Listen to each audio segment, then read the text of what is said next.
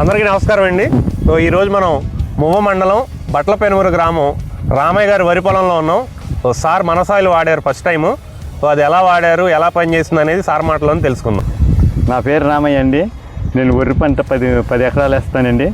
నేను ప్రతి సంవత్సరం డిఏపి యూరియా వేస్తానండి. డిఏపి యూరియా దొరకలేదని గ్రోమర్లోకి వెళ్ళానండి.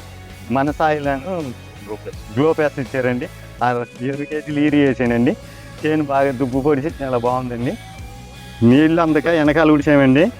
అయినా పిల్లకలు బాగా పుట్టింది, బాగా ఏరు పొడిచింది, మంచి పచ్చదనం వచ్చింది. జింక్ లోపాలు ప్రతి సంవత్సరం ఉండే ఈ సంవత్సరం జింక్ లోపాలు కలేవు బాబు. ఇప్పుడు మిగతా రైతులకు కాడ చెప్తున్నాను, పైరు బాగుంటుంది.